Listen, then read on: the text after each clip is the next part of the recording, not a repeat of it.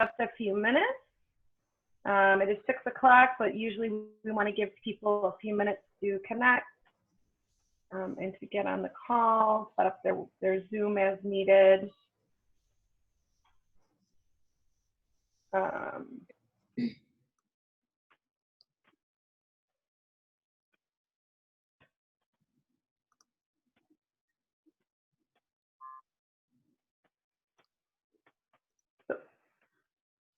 Maida, do you want me to just turn off the waiting room at this point? I think that probably would work, don't you think? Turn it off? Yeah, just to let people come in as they come in. Okay. Yeah, I don't know how to do that. I'm sorry. I'll do it. I think I can do it. Okay. I think everybody else should just pop in at this point. Okay. All right. Hello, everybody. Welcome. Bienvenidos.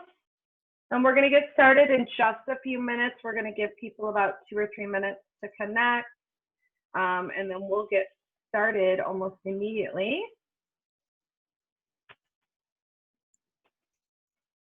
Thank you for joining us today for the COMERICA Business Sense Bilingual Boot Camp. Tonight's topic is business credit. Next month, August 25th, we will be doing business insurance. The meeting link is identical, so it won't change. It will stay the same, so you can use the same link that you used today. So go ahead and add that to your calendar for next month, August 25th at 6 p.m. using the same Zoom link, the Zoom Saver. This is sponsored and presented by COMERICA Bank. This is their program, and we're very pleased that we have bilingual participants from COMERICA on the call who can help support this for our bilingual community, Spanish-speaking community here in Southwest Detroit. This will be a bilingual event, and so if you are not Spanish-speaking, we hope that you'll have patience with us as we will be interpreting and bouncing back and forth between both languages. Quiero darles el bienvenido a todos los participantes que hablan español. Este evento va a ser un evento bilingüe, entonces vamos a hablar los dos idiomas. We will be bouncing back and forth between Spanish and English all night. Today is July 28th, hoy es el 28 de julio, y el tema de hoy es el crédito comercial. Business credit is our theme for tonight. If you would add to your calendars, August 25th, again at 6 p.m. for the third part of this series, which is business insurance. Si quieren añadir a sus calendarios el 25 de agosto, que es el seguro comercial, igual a las 6 de la tarde con el mismo enlace de Zoom. All right, so I think we can get started. Yo creo que ya es hora de empezar. Ya tenemos 14 personas presentes. We have 14 participants. Typically, I have approximately 30. My name is Bridget Espinosa, and I'm having some connectivity issues. So I'm going to stay off camera most of the evening. But I'll say hello to everyone. Good evening. Buenas noches. Buenas tardes. I am Bridget Espinosa. I'm a consultant for the Southwest Detroit Business Association. And I'd like to make some quick introductions here, and then we're going to go ahead and get started. We have a substantial presentation.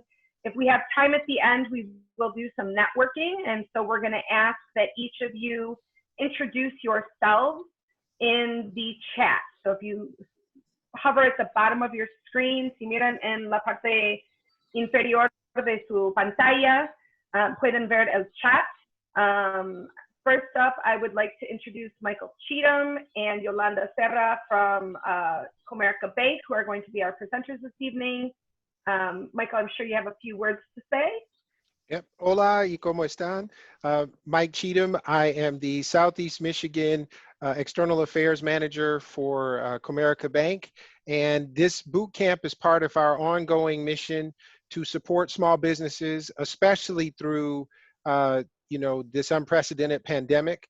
My good friend Yolanda agreed to join us so that we could add another dimension to our presentation by having someone who's actually fluent in Spanish somebody other than me who would just, try to figure things out as I went along.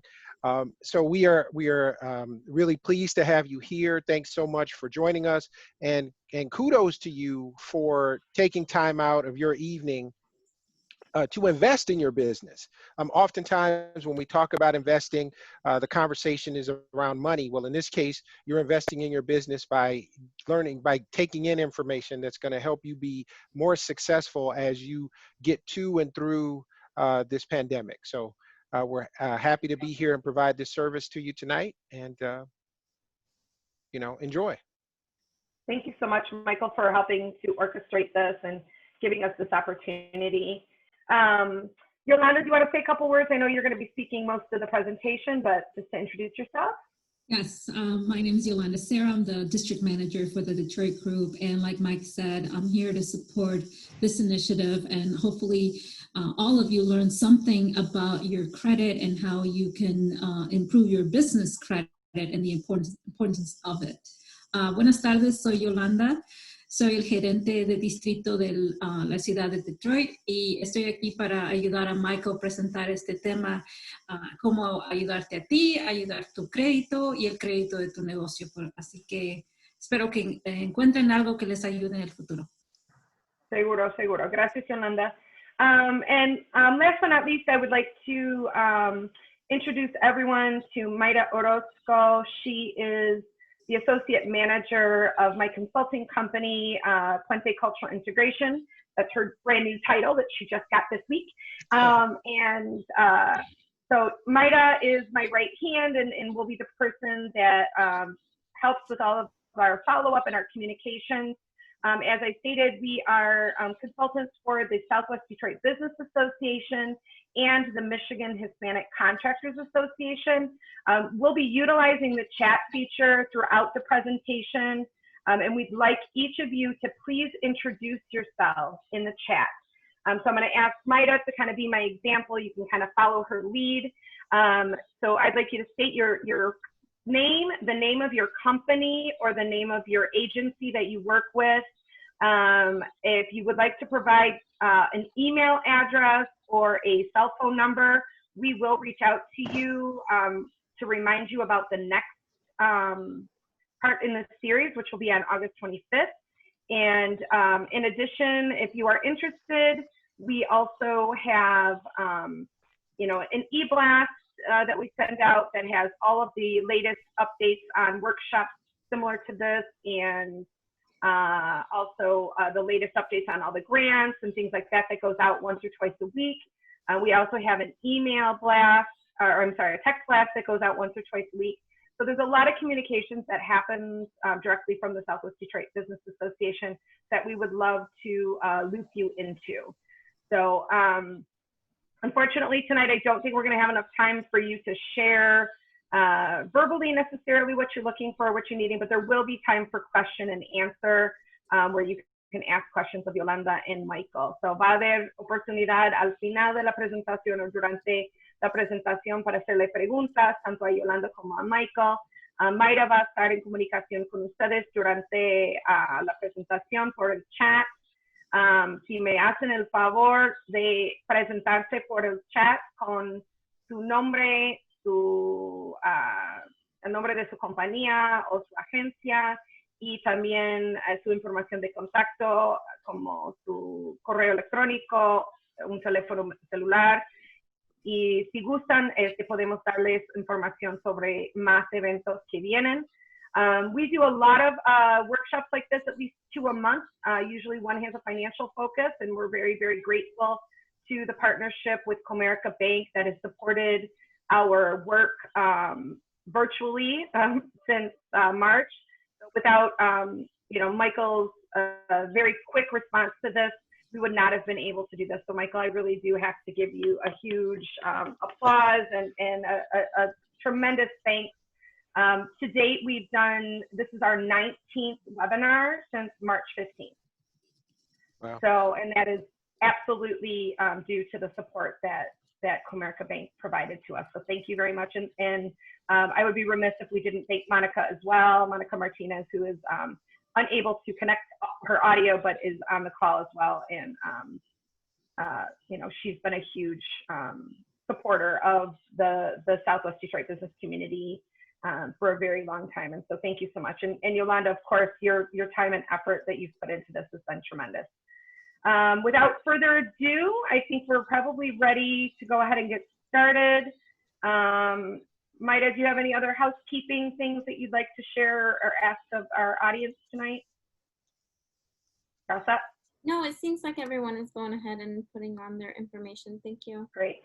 So we do have a couple of iPhones and iPads on there, so we really want to make sure we capture who you are. If you can please use the chat feature. I know it's a little bit more difficult when you're on the phone. Si estás conectándote por el teléfono o por tu iPad, si por favor puedes buscar el chateo para poner tu información de contacto. You're welcome to use the chat feature to ask questions at any point. Maida and I will, and Michael as well probably will be monitoring the chat, and we'll answer questions either via chat or we'll interrupt the presentation if it is a question that you know, we feel like would be good for everybody to hear. So without further ado, I think we can go ahead and get started. Michael, I think you have the ability to go ahead and share your screen. Let me know if you have any complications with that. I'm sharing right now. Let me put Fantastic. this on here.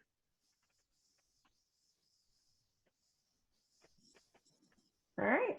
So everybody, we are recording this, and you are welcome to request it. It will be up on YouTube tomorrow. If you want to reach out to Maida to get a copy of this presentation, she'll share the link with you tomorrow afternoon or Monday at the latest. And so if you want to keep yourself off screen, we totally understand that. Right now, we're going to have just the speaker will be the person recording. So Yolanda and Michael, take it away. Muchas gracias. Thank you, Bridget. All right, Mike, so can you move to that agenda slide so we'll go to a quick overview? Sure. Okay, so today we're going to talk about credit history and how your business can be affected.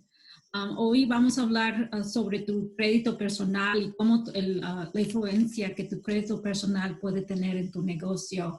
We're also going to compare, we're going to look at how being responsible on your credit side can have a huge influence on the growth of your business.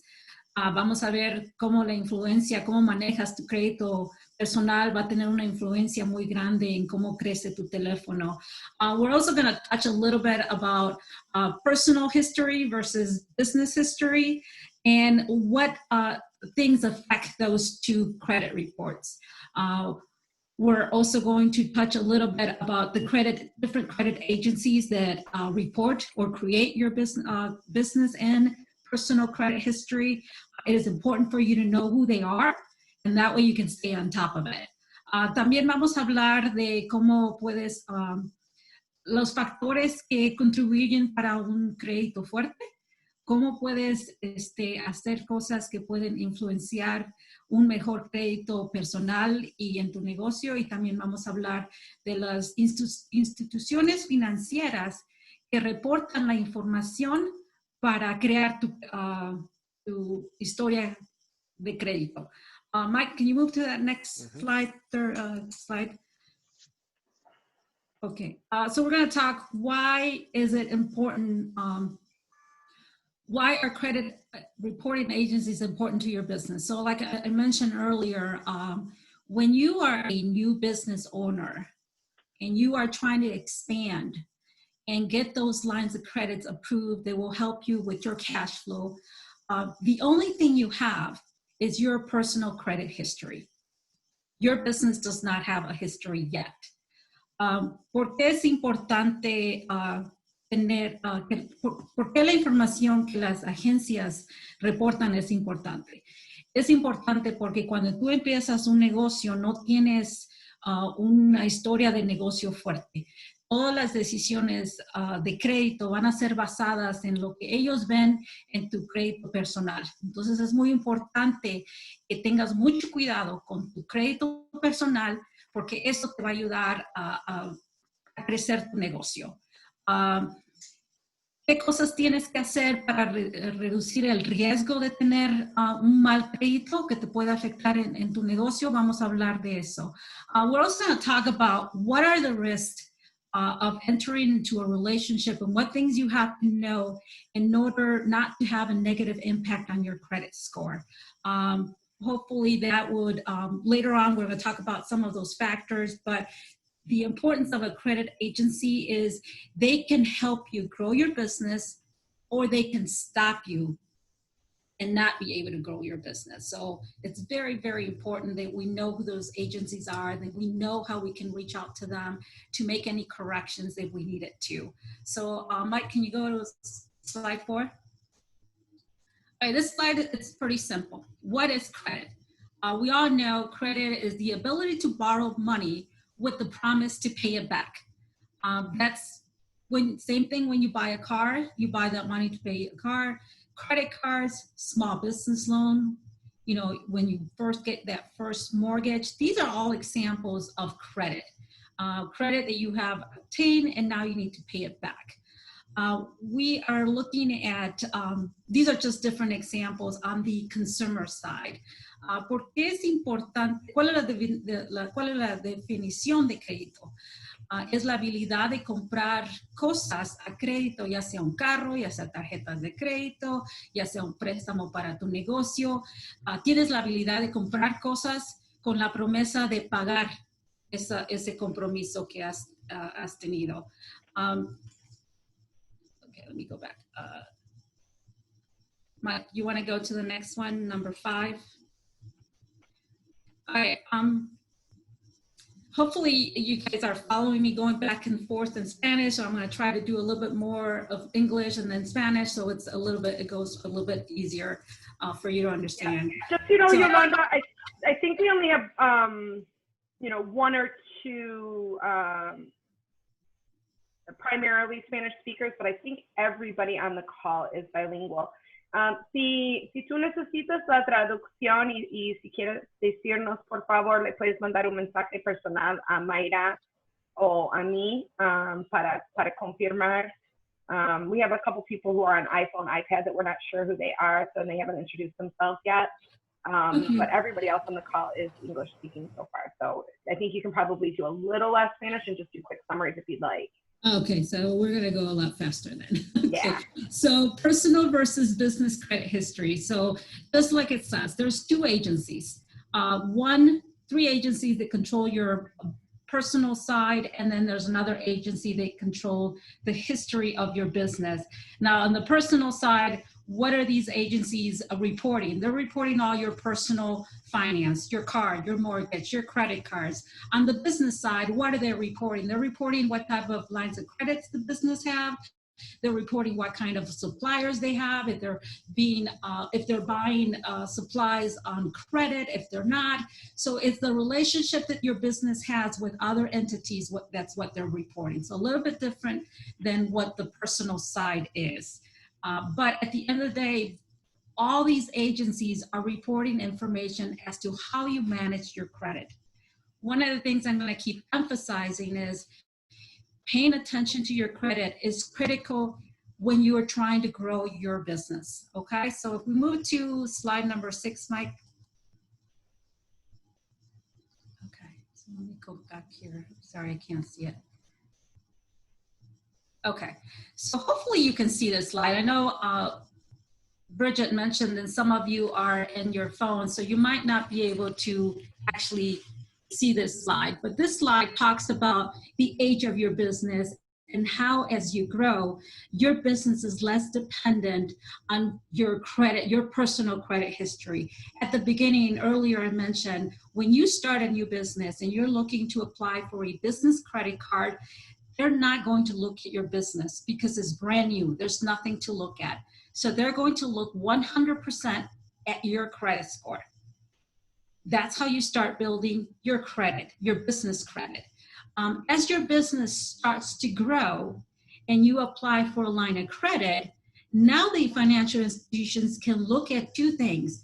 They can see your personal credit history and your score, but they also see that you've had a business credit card for 2 years since you established your business, or 5, and you have paid that line of credit on time. They also see that you now have been in business for 5 years and you have all these suppliers that you're buying on credit, and you are continue to pay, and those transactions get reported by the business credit bureau, not the consumer.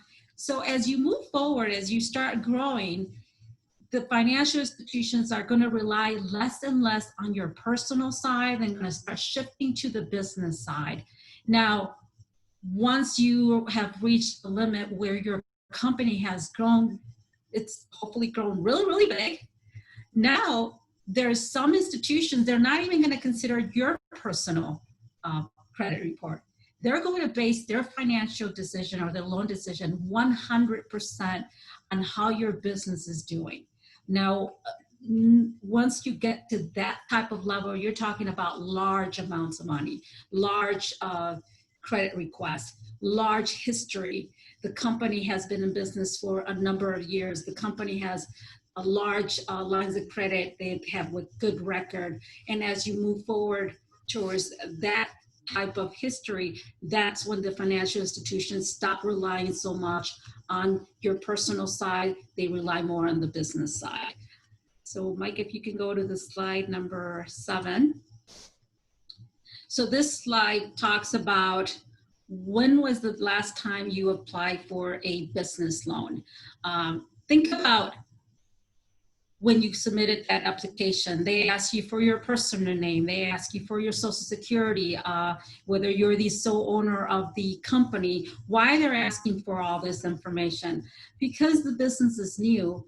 The first thing they're gonna do, they're gonna look at your credit history. They wanna know if you have the ability to repay. They wanna know the history that you have. And they're gonna look at the history that your business have. It could be a very limited history, but still, it's good. They're going to review it. A lot of the things that I tell my clients is when you open that new business account and if you have personal good credit, go ahead and apply for a business line of credit, a credit card under your business name. Right there, you start to build credit history for your business. Establishing a really good trend on the business side will benefit you in the future. A lot of our customers sometimes continue to use their personal credit to grow their business. And when they're ready to apply for that loan, it is kind of difficult for the financial institution to see if the business is strong, because the business owners continue to use their personal credit to support the business. So one of the things I would recommend is you start to grow and you start to find other needs, make sure you have that line of credit to support those needs under the business name. We have a lot of a lot of customers that use their personal credit, could be via home equity, via a personal credit card to support the business. We want to stay away from that. We want to make sure that the business starts to support itself. You create that good relationship, that good history. So when you apply for a loan, the lenders now can check your history. They can look at your credit history and start basing the decision a little bit more on the business and not so much on you. But Yolanda, can I interrupt real quick just from some personal experiences? As I said, I'm a consultant, right? So I own my own business, and I became a business coach out of that, starting my own business and learning the hard way about all of these processes. And so one of the biggest recommendations that as a business coach, we have to insist with our business owners, especially if you are a solo entrepreneur, just getting started, you don't have a lot of expenses yet, is to make sure that you separate your business income and your business expenses from your personal banking. And this feels difficult because if you are relying on your business to pay your household bills, it seems redundant to have two accounts. But it's extraordinarily important that you establish a business bank account and that you utilize that business bank account exclusively for your expenses and you deposit 100% of your revenue, you can immediately take that money out of the bank and pay yourself either in cash or check, or even through just a digital transfer. But it should always hit your account coming and going. And that is also true for your business credit. And I would recommend, as if you are a micro business, a home-based business, just starting out, that you get something like a Home Depot card in your business name, or you apply apple.com. If you want to, like I just purchased a new computer for my business, you can go and you can apply for a line of credit up to $5,000 and get the latest and greatest MacBook or whatever. So just something small like that, buy some furniture on credit in your business name for your new home office that you've had to establish because of COVID. So it can be something really, really basic. And they're going to get into the hows and whys later on. But I noticed there's some things in the chat. I'm going to seem to address this. This is a good question. I think it's timely. Is never applied for a business credit card. What is the process for applying for a business credit card? That's an excellent question. Michael or Yolanda, do one of you want to take that on behalf of Comerica?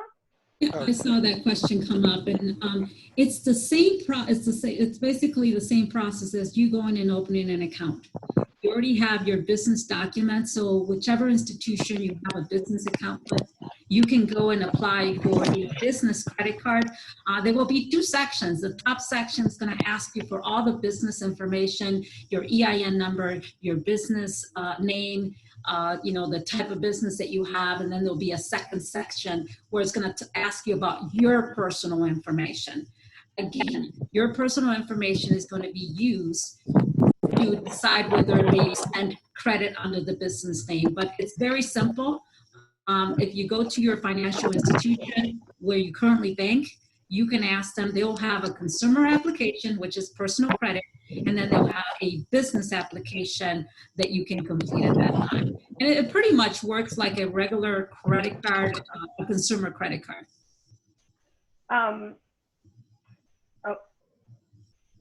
Does Bank of America require a specific time in business? Because I'm seeing somebody else just commented, Belinda, that you can't open up your business line without giving a picture.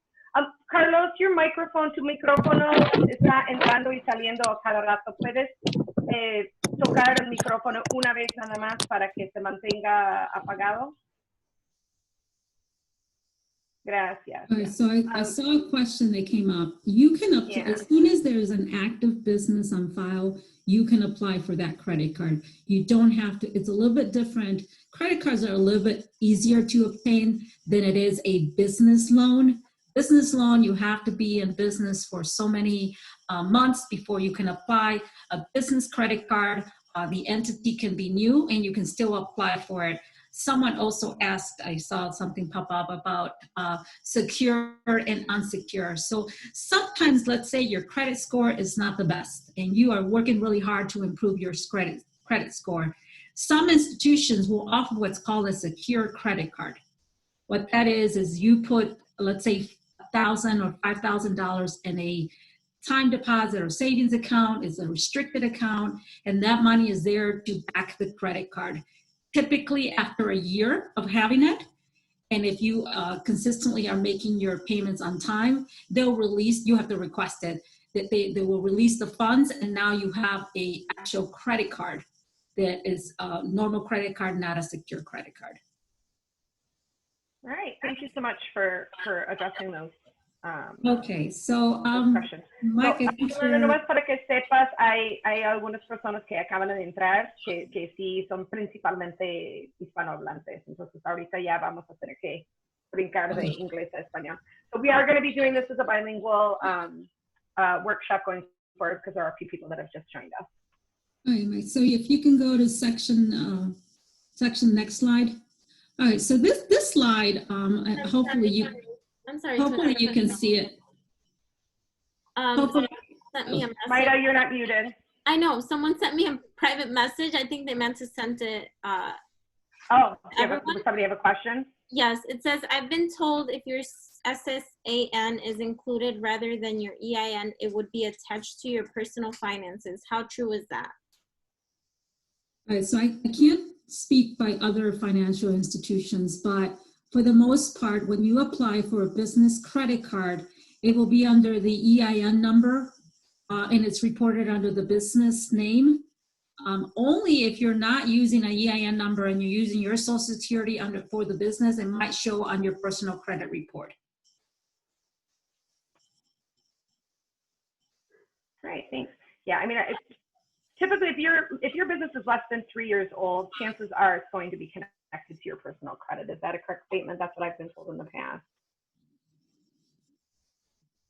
All right, so so let's look at the impact of personal credit on my business. So recently we were talking about, how your personal credit impacts the decisions on the business side. So in order to understand how you have to protect your personal credit, we need to know what your credit score is made of. And I don't know if you can see this right here. It's kind of a copy of a small credit report. It lists your first mortgage, it lists your installment loans, it lists your revolving credits, other, and then the total. That's what shows up on your personal credit report. Mike, if you go to the next one, tenemos que primero entender qué información está contenida en tu crédito personal. Si queremos manejar nuestro crédito, tenemos que entender qué es lo que afecta a nuestro crédito, qué es lo que reportan en nuestro crédito.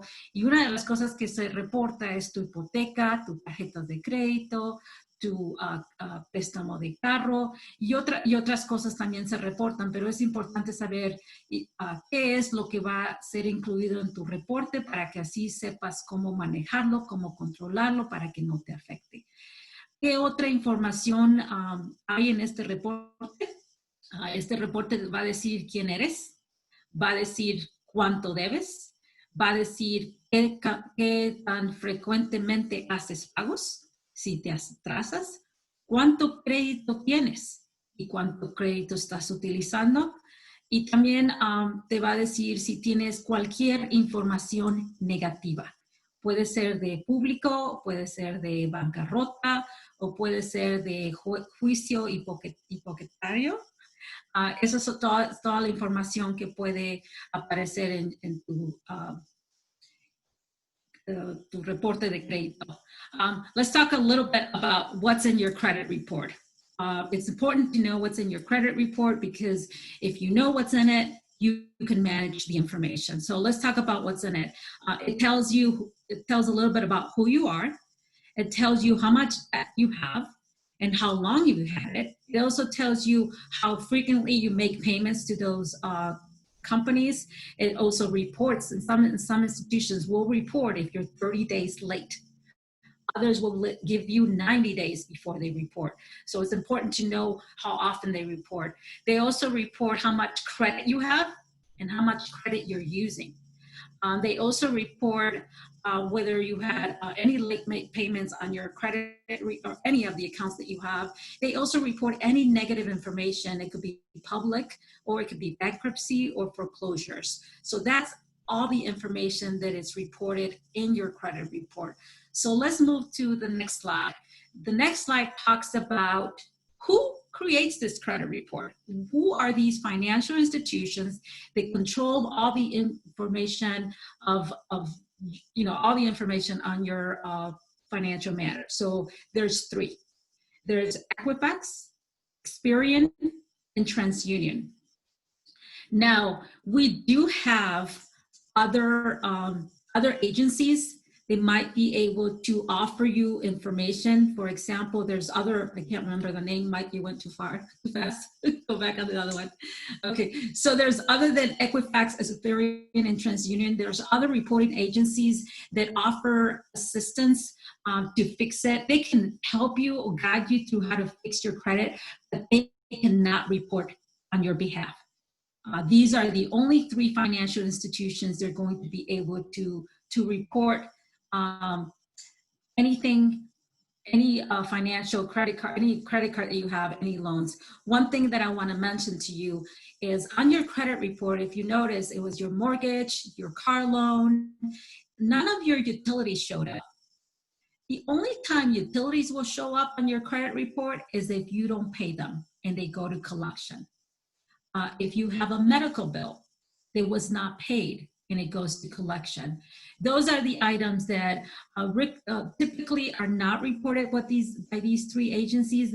They only are reported if they go to a collections agency or if they have not received payment and now they're trying to collect on it. That's when it has a negative impact on your credit report. Now you can go to the next one, Mike. Okay, so this one, hopefully you can see it. It talks about the different information that's on your credit score, open accounts, how long you've had them, whether you had charge-off, collections, list of businesses. They have viewed your credit report in the last 24 months. So one of the things I want to tell you about this is when you go to a store, a lot of stores offer you a free 10% off if you apply for a credit card, or apply for a credit card and we'll give you 6 months to pay it. I think Home Depot, apply for a credit card, open a credit card, and we'll give you $50 off your purchase. One of the things you have to consider when you do that, every time you get a credit card, it is a hard inquiry on your credit card. What that does, it brings your credit score 10. It has a weighted average of 10%. It can affect your credit score. So I need you to think about this. When you're trying to buy a house, you're going to get the best rate if your credit score is high. But before that, if you apply for different credit cards just to get the discount, now your credit score has been impacted. So now your ability to get a better rate on that mortgage was impacted in a negative way, and you might end up paying more money for that house in the long run just because you wanted to get advantage of that 10% discount or those $50. So keep that in mind. If you have a major purchase coming up, try not to go for those discounts because at the end it might hurt you. Quiero hablar de la información que está contenida en tu reporte de crédito. El reporte va a mostrar tu número, tu nombre, tu seguro social, dónde vives, qué año naciste, toda esa información, pero también te va a decir todas las cuentas que tienes abiertas, todas las cuentas que acabas de cerrar, y también una de las cosas que quiero que todos sepan es que cuando aplicas para una tarjeta de crédito, eso se considera una, how do you say inquiry in Spanish? I'm sorry. Hard inquiry. Un pedido. Say that again. Pedido. ¿Pedido? Se puede utilizar pedido. Okay. Debe de haber alguna otra palabra mejor, pero. Yeah. Okay. Cuando pides una aplicación de crédito, ellos hacen una encuesta o checan tu crédito. Cada vez que alguien checa tu crédito, eso te afecta a ti. Tu número de crédito baja. Entonces, cuando tú vas a comprar una casa o vas a pedir un préstamo de un negocio, y si tienes un crédito muy bueno, te van a dar el mejor interés, los mejores términos y vas a ahorrar dinero. Entonces, antes de que apliques a todas esas ofertas del 10%, de $50 menos, piensa si vas a tener una compra grande. Porque si vas a tener una compra grande, a lo mejor no les permites que soliciten información en tu crédito personal porque quieres mantener ese número alto, no quieres que baje. Y después vamos a ver qué tanto afecta. Hay una presentación, te va a demostrar el porcentaje que te va a afectar si dejas que alguien cheque tu historia de crédito. All right, Mike, you want to go to slide 12? Okay, and Yolanda, I Googled it and it's petición. I was close. Say that again, I'm sorry, I didn't hear you. Una petición. I'm like sorry, I'm having a hard time. Oh, Inquiry is petition, petición. Una petición, ok, una petición de crédito. Ok, tenemos que tener mucho cuidado con las peticiones de crédito porque cada petición de crédito baja el número de tu crédito y después vamos a ver la importancia de ese número. Ok, vamos a hablar de lo que no aparece en tu crédito. Tus chequeras, tus ahorros, cuentas de ahorros en el banco no aparecen en tu crédito. Tu historia de médico, tu historia personal no aparece allí. Cuánto ganas tampoco. Si compras cosas por efectivo o cheque o tarjeta de débito, esos tampoco aparecen. Tus cuentas de negocios tampoco aparecen. Tu raza, religión, nada de eso aparece. Tu récord de manejar tampoco aparece. Y tu estado, si estás casado o soltera, tampoco aparece. So let's talk about what's not on your credit report. A couple of things that are not on your credit report is your checking account, your savings account, income, medical history. Purchase made by check, cash, or debit card do not appear. If you have business accounts, they do not appear on your credit report. Race, gender, religion, national origin, those do not appear on your credit report. Driving record is not on your credit report, and your marital status is not on your credit report. One thing I want to point out here is medical history. Now, if you have bills as a result of some medical issue and are not paid, those become a collection item, and then they will appear on your credit report. I think I mentioned it earlier, but I thought it would be important for you to know that even though at the beginning they don't show, they could show as a collection. Okay, let's move to the next one. Yolanda, we've got a few questions on this topic. Would now be a good time to answer them, or do you think we should wait until we're done with this section? Go ahead. Okay, so I'm going to go from the bottom to the top, just kind of make sure we hit everybody. So Eloisa Underwood from Kirk Pros is asking if you have a store credit card that you haven't used in a long time, is it recommended to close it? She understands, and I've heard this as well, that if you close accounts, it can actually have a negative effect on your credit score. And I can take, oh, go ahead. You go go. ahead, Mike. Go. Go ahead, Mike. It's good for us to bounce around. Okay, well, and I'm going to turn my camera on because a good friend of mine told me that it's better if I have my camera on when I'm talking. So, see, I was paying attention. So, there's two things to think about. One of the factors in your credit score is how long you have had credit. So, the length of your credit history. And so, when you close out a card, you actually lose the time that's associated with that card. So in this conversation, let's say you had 2 credit cards. This one you have not been using for a while is 20 years old. You got this 20 years ago. Your next other credit card is 2 years old. Well, when you close that 20-year-old card, you go from being treated like a 20-year-old to being treated like a 2-year-old. So the best way to maintain that is keep the card. Usually most companies will waive your annual fee if you make at least one purchase on that card per year. You'd have to read the terms and conditions, but you go make a small purchase on the card and then pay it off and then put it away again for another 11 months. Oftentimes this comes up when people get mad at the credit card company and they say, hey, you know what? I'm going to teach them a lesson. I'm going to close the card. Well, by closing the card, you're not hurting them. You're often hurting yourself because of the time that we just talked about. So if you really want to teach a company a lesson, you pay their card down to 0, use it just enough not to get an annual fee. And when you do make a purchase, pay it off right away, the whole balance, so that you're not paying interest. That is the best way to maintain a card without spending extra money. The other component of closing out a card is that on your credit score, 30% of your balance, or excuse me, 30% of your score is based on how you have used your outstanding credit limits. So when you close a card, you lose the credit limit that's assigned to that card. And when you lose the credit limit that's assigned to the card, you reduce the amount of money that you can use before you reach a magic number, which is 30%. when you use more than 30% of your available credit, it actually lowers your score.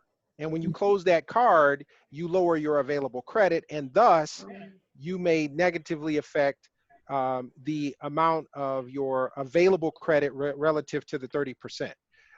It's kind of complicated, but in general, I would say this to you. If you have a card that you're not using, use it once per year so that you don't get an annual fee, pay it down to 0, and then put it away. Okay. And then, so you're saying too, the other thing is make sure that you never reach 30% of your total available credit. Correct. And they calculate that with individual cards as well as your total available credit. So if you have 3 cards and the total available credit on those 3 cards is $10,000, you want to stay below $3,000 combined across all of them, as well as, to the extent possible, staying below 30% on each individual card as well. Oh, I didn't know that. Now, this is the great thing about credit. Your score is not set in stone.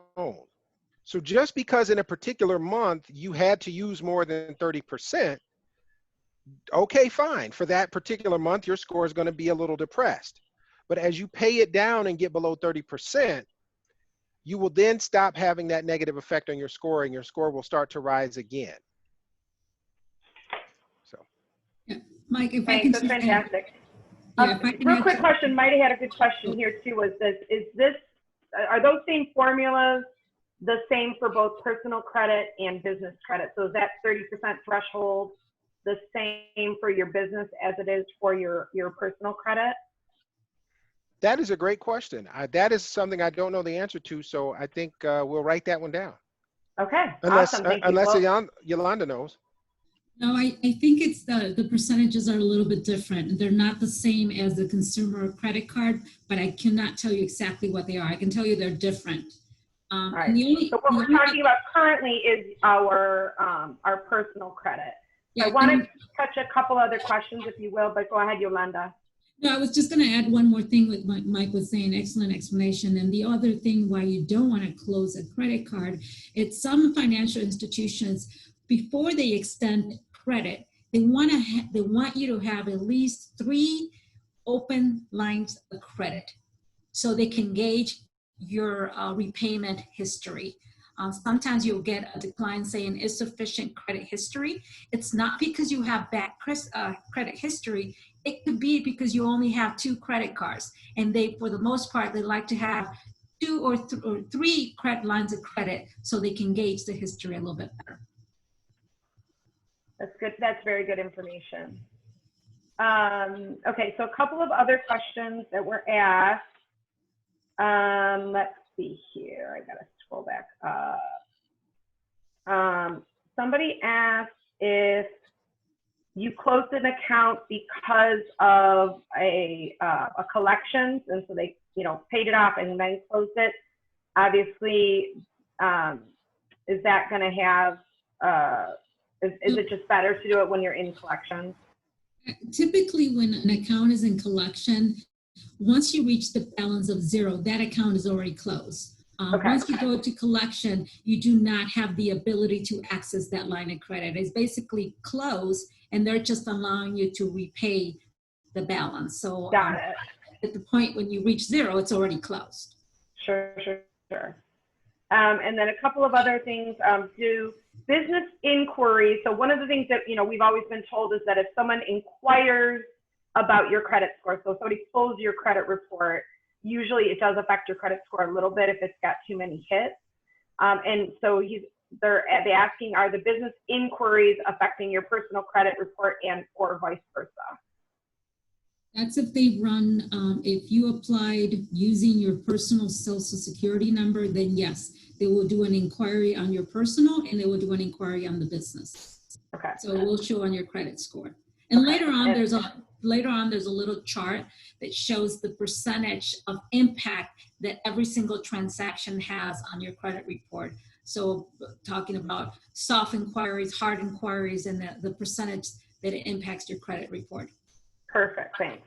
All right, so Belinda is asking about Dun & Bradstreet and business Equifax, and so I'm just going to respond to her since I've seen the PowerPoint that we're going to talk about those in upcoming slides. So we're starting about the personal first, and then we're going to get more into your commercial credit in a minute. So I think that those are all the questions.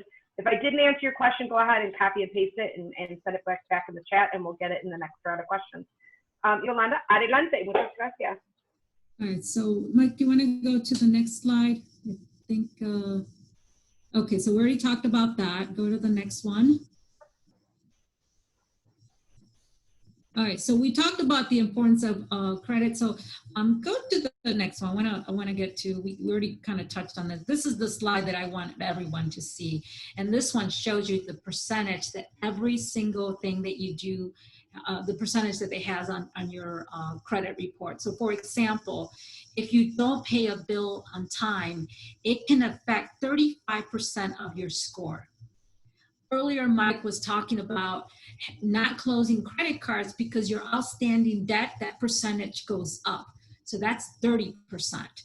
How long have you had a credit card for? Whether you had it for 5 months, 12 years, 18 months, that affects your credit score by 15%. New applications might affect your credit score either positive or negative, all these inquiries, 10%. And then any type of other credit inquiry can also affect your credit score by 10%. So typically your credit score ranges from 300 to 850. I can tell you any scores under 600, those individuals have difficulty securing credit. So you wanna make sure you stay above that 650, 660. Once you fall below that 500, it is difficult for you to obtain any credit at any financial institution. So please keep that number in mind.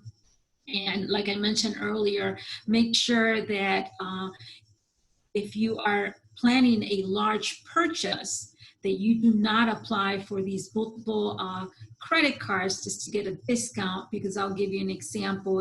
If you fall below the minimum on your mortgage that you're in the process of getting, even though you could have been approved at the beginning when you started the process, 45 days later, they can come back and say, well, unfortunately, your credit score has dropped, so now we have to decline the loan. They do an inquiry, a self-inquiry, to check your credit score one more time before closing. So please make sure that you're very careful when you're in the middle of a large purchase, that you don't go and apply for other credit, because that can basically have a negative impact on your application. Hi, so Mike. Puedes repetir esto en español, Yolanda, porque eso sí es un punto extremadamente importante. I forgot about that. Okay, so vamos a hablar de los factores que afectan el crédito.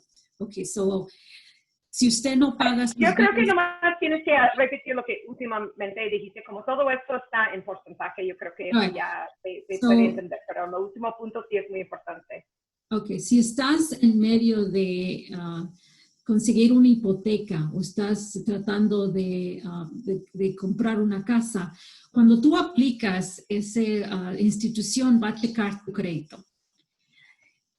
Se tardan digamos, 45 días en cerrar el préstamo, y digamos que tú vas a una tienda, te ofrecen un descuento si aplicas por una tarjeta de crédito. Si aplicas esa tarjeta de crédito, puede afectar esa hipoteca. 3 días, 3 o 5 días antes de cerrar tu préstamo, esa compañía financiera va a checar tu crédito, y si ven que ya bajó tu crédito, puedes tener el riesgo de que digan que ya no calificas para el préstamo. Entonces es muy importante cuando estás comprando una casa o estás comprando algo grande, que no vayas y saques, pidas más crédito en otros lugares, porque puede afectar la decisión de ese préstamo. Okay, so Mike. I'd also, it might be important, since we're talking about it, that your credit score can also affect, of course, what you pay for insurance, but also can affect your ability to get a job, because oftentimes employers will check your credit as part of their background check. And that's not something that a lot of people are aware of. I did not realize that. That's terrible, actually. So, and I will tell you, my father is a realtor, and he has told me time and time again about, you know, horror stories of people losing the house of their dreams because they went out and bought furniture after they found it, and, you know, put $5,000 on a credit card, store credit card, to buy furniture, opened a new credit card, and then lost their house because they did something like that. So that's just, you know, it's really something important to note. So. Awesome. Mike, you want to go to the next slide? So, you know, this chart shows you all the credit scores on the top, you know, starting from 300 to 850. The closer you are to that 850, the better rates you're going to get, the best terms you're going to get. Right now, if you are looking to buy a car, they have, I believe, some car dealerships have zero finance for, I think, 68 or 72 months. But if you look at the fine print, you must have a credit score, I think it's above 750. If your credit score is below that, you don't qualify. So things that you have to do is, you know, it's make sure that you keep a good track of what's affecting your credit score. You don't want to do something that's going to affect your credit score and then you end up paying more for something. Things that you can do, and this is where one of the areas I was going to mention, things that you can do is not close that credit card because your percentage usage will go up. Other things you have to do is to ensure that you pay any collections that you have right before you're going to do that major purchase. If you have a small collection for $28 that you are not aware of, pay it off. That's going to help you a lot. One of the things I want to mention here is you have the ability to pull your credit report for free once a year. Do that. Look at your credit report. Look at what's in it. Make sure that you're clearing. A lot of you might have a credit card right now. Credit card companies are now offering free credit reports. Take advantage of that. That way you can look at your credit score and make sure that it's not being impacted by something that you did not know was there, or something small that you thought you had paid that bill and somehow the check got lost or something happens and now that bill's in collection because you never received a second bill. Una de las cosas que... Wait, one other thing. I'm going to put this in the chat, but annualcreditreport.com. If you go to annualcreditreport.com, through April of next year, through April of 2021, they will allow you to pull a free copy of your credit report once a week. This is in response to the pandemic.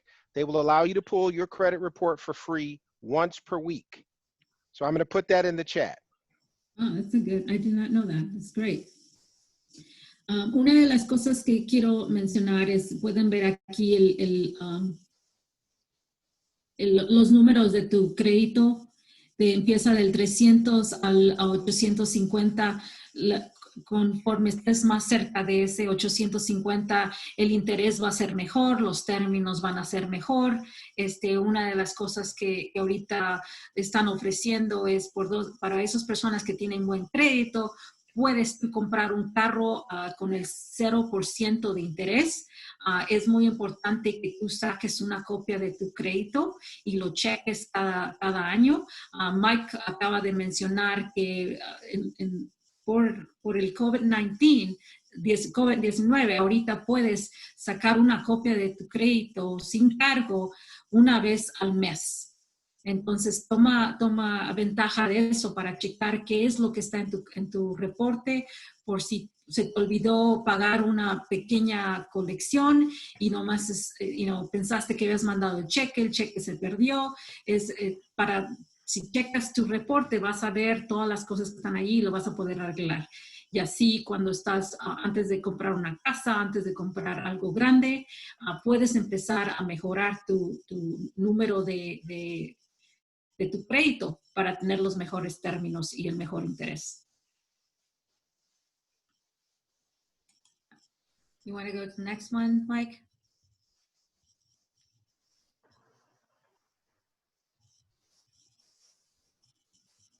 Okay, so I think some of these things we already talked about, but I thought it would be good to talk about them. This is best practices for building a strong credit history.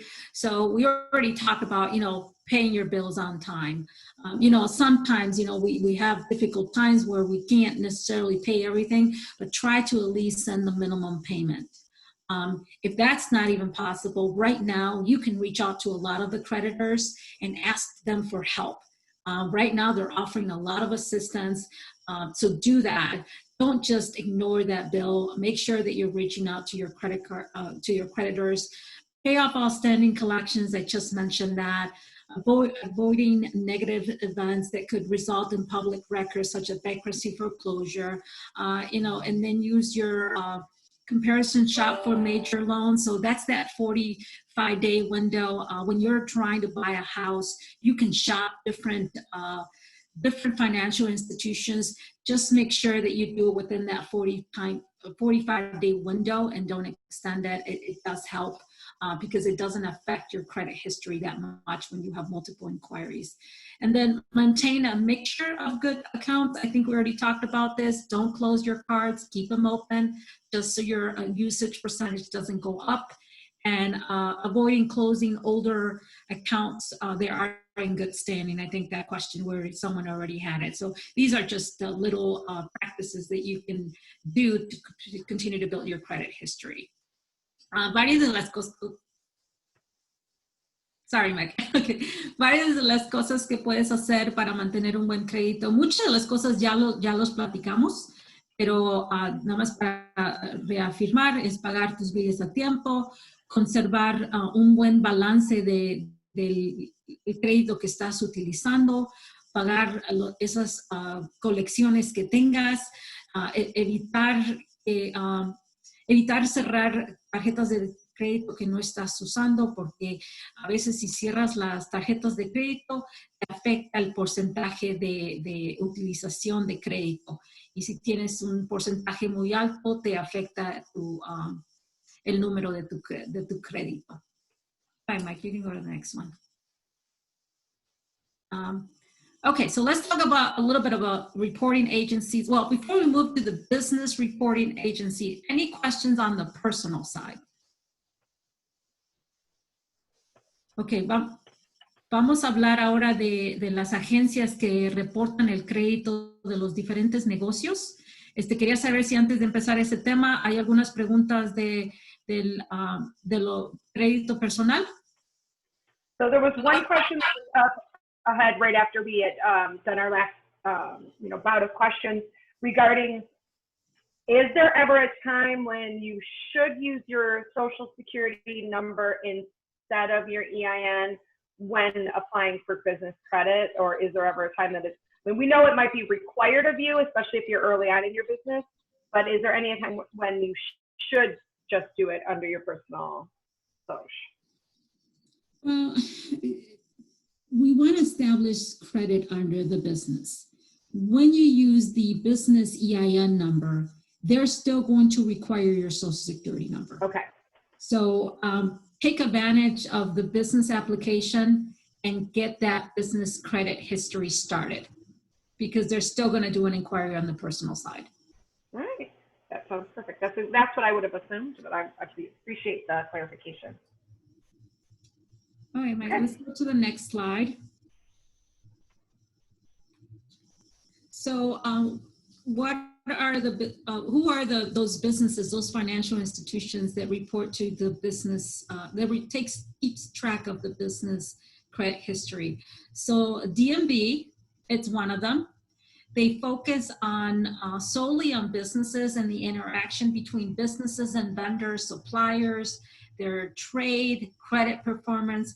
All that information is reported to the DMB, and that's done in Bradstreet. It's very known as the DMB. It records all those transactions. Another one is Equifax for businesses.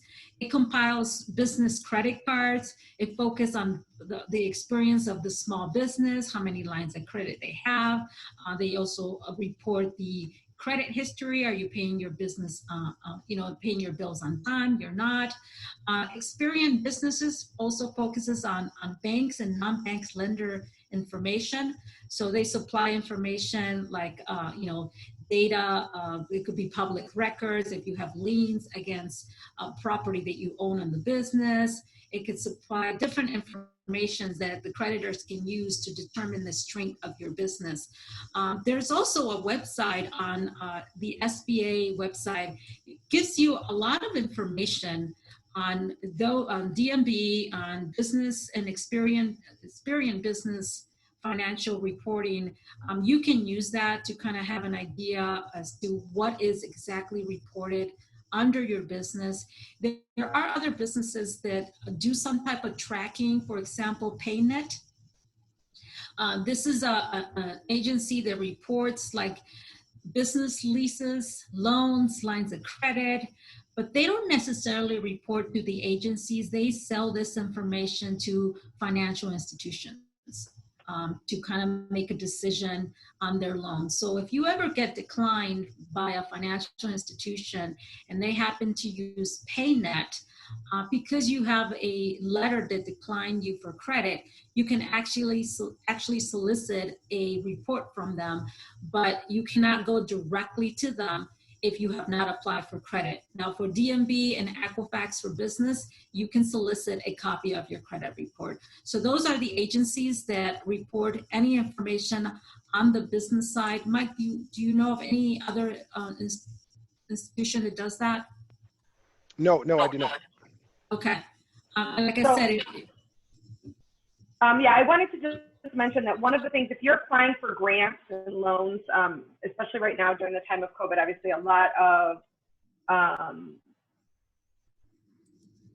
of people have had to apply, right? And so the Dun and Bradstreet, it's really important. They call it a DUNS number. If you've never applied for that, I would highly recommend that you take the time out right after this meeting and apply. It is a process. You've got to go through a couple of different things. And all of it basically does, it's almost like a getting yourself on the radar of the credit reporting agencies. If you apply for a loan or a grant, they have to report to that, and they'll usually request that you provide your DUNS number for them. So that's what that's referring to. So I just put that up, the DUNS, it's dnb.com. And yeah, I believe that's, yeah, that's the right one. Yep, your DUNS number. So yeah, so I don't know if Yolanda or Michael have anything else to add on that. Nothing from me. Ronald, yes, I'm like 99% positive that loans from CDFIs will appear on your business credit report. Is that a correct statement, Michael? Loans, I believe so. What I would do is you would want to check with each CDFI. One thing a lot of people don't know is that the companies that report to credit reporting agencies, they actually pay a fee to be able to report. So you want to check with the people that you're doing business with to determine if they are actually doing that, because you can't assume that they pay that fee. So you want to check with each and every person that you borrow from, especially on the business side, to determine what their policies are. All right. Yeah, I have, I've helped people fill out their CDFI loan applications, and I'm 90% positive that they request the DUNS number, which should be, you know, which would make that assumption, but I don't necessarily know that. Well, given their mission, I would imagine, to your point, that, yeah, most of them probably do, especially the certified CDFIs, because their whole point of existence is to help businesses grow. And so, right. Yeah, I would think that they would, but it's worth asking. For sure, for sure. Mike, do you want to go to the next slide? All right, so this slide talks about what's the difference? What's the difference between my personal credit report and the business credit report? So a couple of things on the personal credit report. It talks about the business identification information, the business credit history, the business background, registration, financial information, public records. Some of the things that showed up on the public record is if there's a lien against the business for all business assets in case they apply for a loan. Something that is also different is anyone can actually request a business credit card. It's generally considered a public record, so that information is available for others, other customers or potential partners or suppliers. They can actually pull your business credit to kind of have an idea of your history and to basically decide whether they want to extend that credit to you. So they have the ability to pull that credit report. So a little bit different than a personal credit card where you need to give them permission before they can pull your credit. So you want to go to the next one, Mike? Okay, so I'm not going to spend a lot of time on this slide because I think we already talked about it. DNB, what they focus, Equifax is another one, and Experian is a business entity that also collects information from businesses, and this is what financial institutions use to make a decision on that loan that you're applying. I don't know if you have anything you want to add to this slide, Mike. No, nothing for me. Okay. Okay, let's go to the next one. So this one kind of similar to what you see on your consumer credit report. You know, it talks about what information do a business credit report contain. Contains the business name, it contains the address, the DUNS number, industry, companies that have granted credit. So if you have several suppliers that are right now giving you supplies on credit, they will report that. Risk scores, it will give you a risk score, and I did not find the risk scores for businesses. I'm not sure if they're different from consumer. I forgot to ask you that, Mike. That was a question that I had. Do you know if there's a number just like they do in consumer? Oh, for like a report number? No, that's actually not a question I've had to answer. So let me write that down.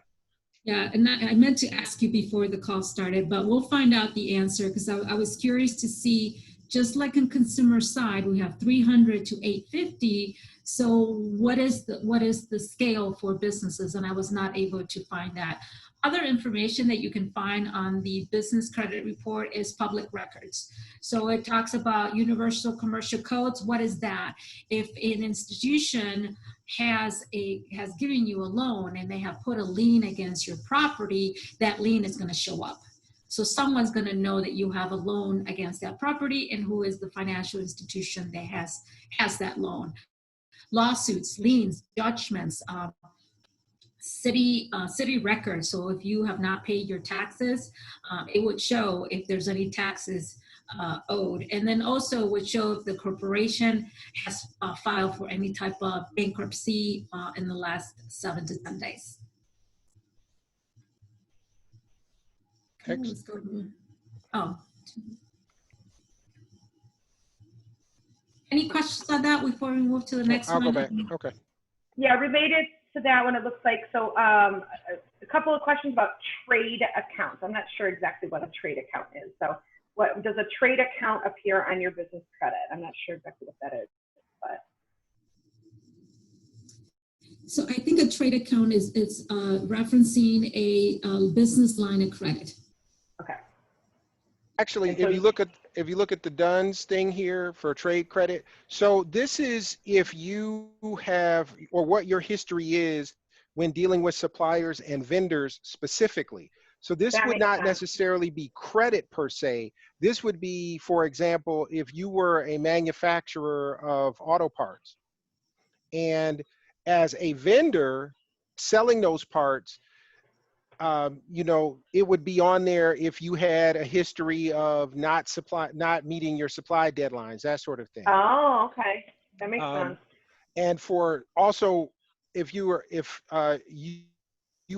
have vendors that work for you, so maybe you're a tier 1 and you have tier 2 suppliers, and for example, you're not paying your tier 2 suppliers in a timely manner, that could be reported on your DUNS number. Could that also be for contractors then, right? So like Yes. a general contractor who's got subcontractors and, you know, Correct. maybe has, you know, has lines of credit from their suppliers for materials and Yep. whether or not they're paying them on time and that too. Okay, that's really Correct. interesting. And the same vein here, what is a good amount of trade experiences for DUNS? This particular business owner says she currently has 4. What do you know what they're looking for in terms of like what is considered to be a good range? I think in consumer loans, I can tell you some financial institutions look for at least 3 trading lines, but I don't think on the business side, there's a number. They basically look at the history that you have with those lines, not a specific number. Okay. All right, next, we want to go to the next one. Okay, so we talked about that. Oops, you went too far for me.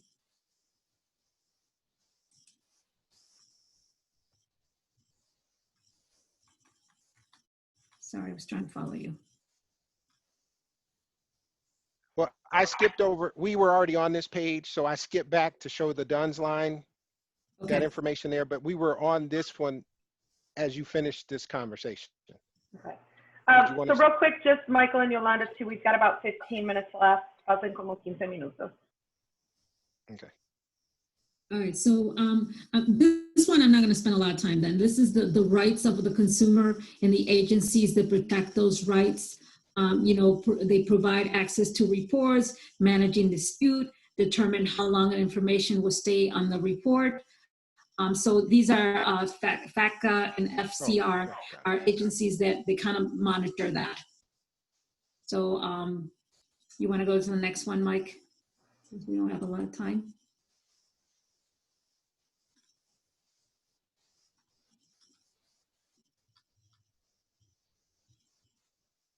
I'm sorry, I lost the image. I'm not sure why. My screen shows we're on slide 23, the one with the fruit. Yep, we can see it too. Okay.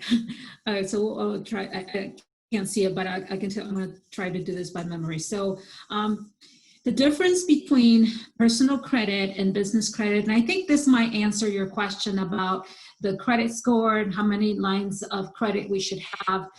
For credit scores, we look at, you know, that percentage that I showed you, 35% for, you know, delinquent, 30% for new accounts, 10% for self-inquiries. So they're very similar. Many of the way that they create that score is a structure percentage. With the business side, there's not a structure. That's where you see all the different fruits. It's different. They look at the history, they look at how many sources of lines of credit you have, your performance, and based on that, they create a reporting for you. In this case, I'm not sure if it's we'll find out if it's a credit or a recommendation to lend or not to lend.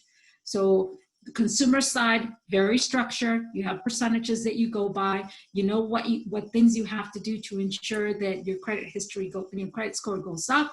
On the business side, is more of a mixture of different factors that the companies look at to decide whether you are you will, you know, get approved for that loan or not. So it's a little bit different. So that's the difference between, you know, having all these apples, and the other side you have all these different factors that they look into before they make a final decision. Okay.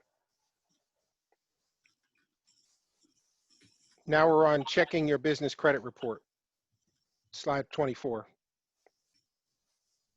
Okay, so I think we already talked about this, checking your credit report to make sure that the information that is there is correct.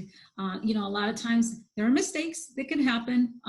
It could be that you had a loan with an institution that placed a lien against your property, but 5 years ago you paid it off, and that lien still shows on your business report.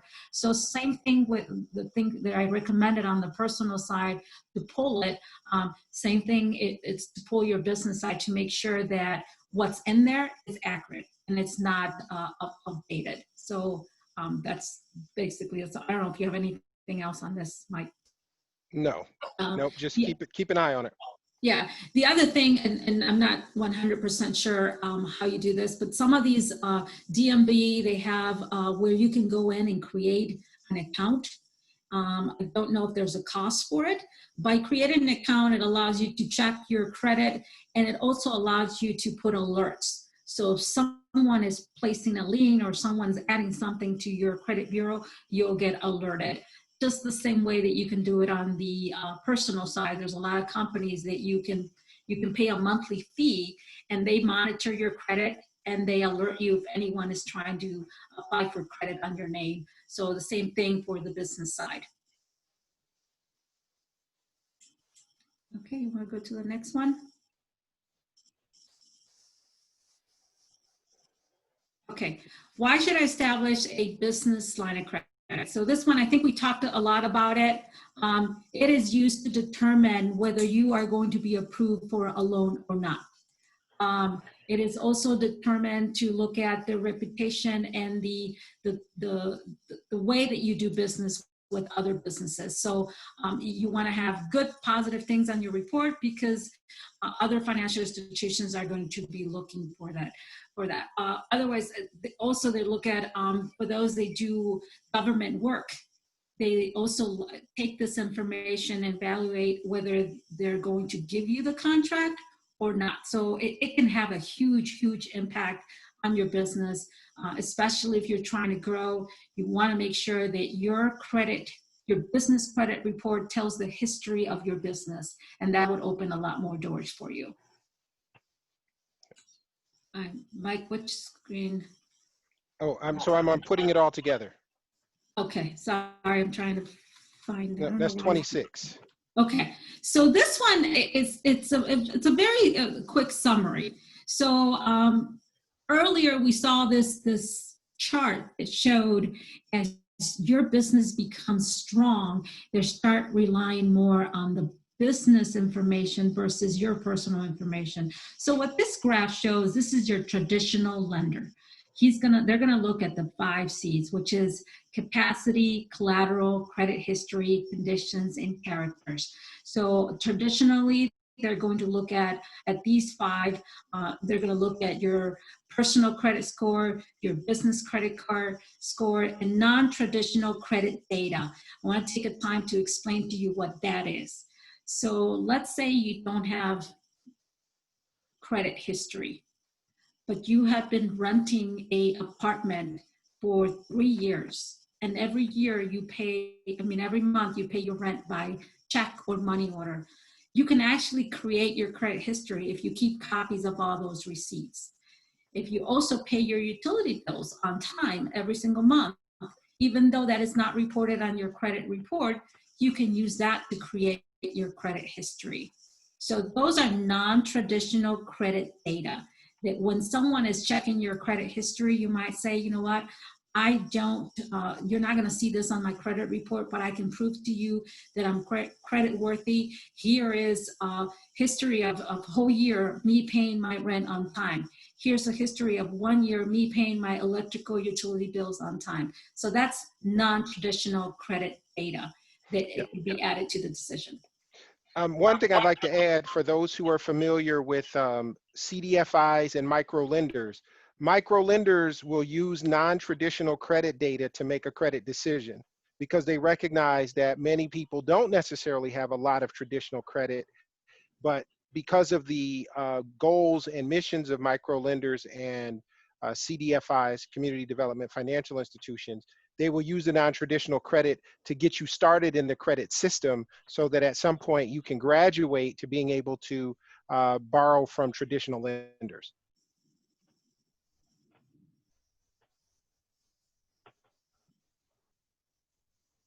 All right, so you want to go to the next one? Yep, Unless anyone has any questions on that.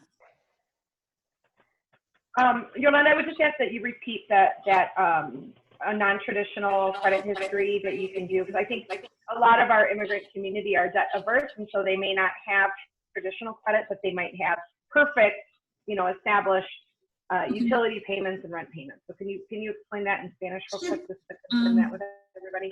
Sure. Hay formas tradicionales de pagos como tu tarjeta de crédito, tu hipoteca. Todos esos pagos se reportan a la agencia. Son pagos tradicionales y con esos pagos empiezas a crear tu historia de crédito. Hay otras formas que no son tradicionales. Por ejemplo, si tú estás rentando un departamento y pagas tu renta por efectivo o por un money order todos los meses, tú puedes alzar los recibos por todo un año y cuando estás pidiendo un préstamo, tú puedes demostrar que tienes la habilidad de pagar, que has pagado a tiempo. Tú creas tu propia historia de crédito. Igualmente lo puedes hacer con los pagos de gas, de electricidad. Esos no se reportan, pero si tú los pagas a tiempo cada mes, puedes mantener 12 pagos y cuando estás pidiendo un préstamo, esa es la forma que tú vas a demostrar que tú tienes una buena historia de crédito. No es tradicional, pero hay instituciones que utilizan eso para determinar si puedes tomar, si te van a dar el crédito o no.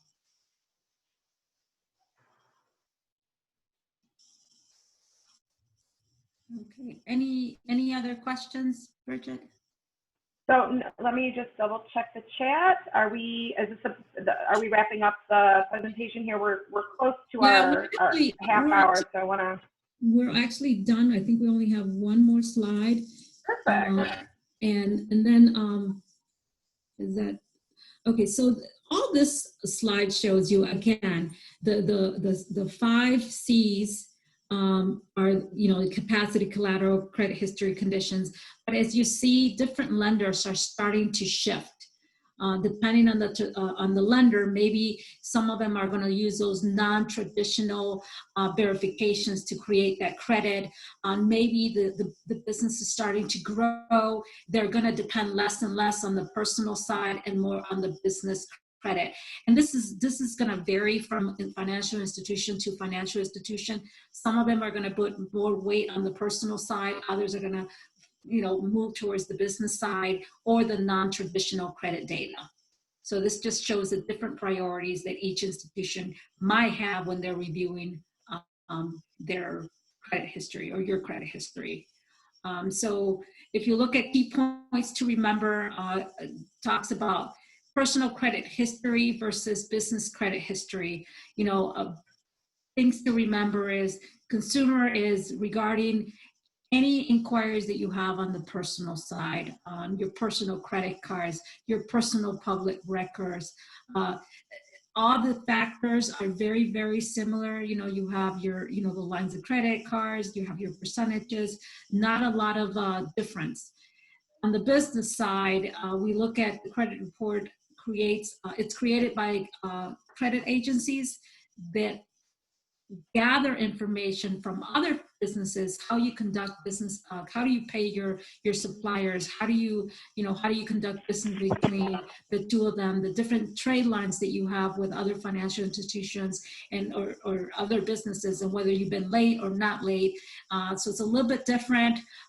Credit history on the business, background, registration, financial information, any public records on any debt that you might have on the business side. And then how is this score, which we're going to find out that it exists, how is that score created? Again, going to the apples and the multiple fruit.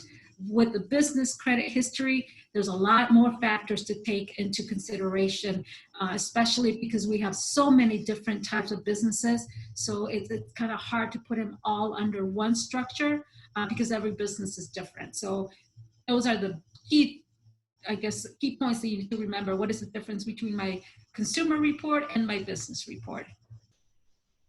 And I think that was the last slide, right, Mike? Es todo. Es todo. Todo perfecto. Okay, so if anybody would like, we're going to end our recording. Maida, if you wouldn't mind stopping the recording at this point.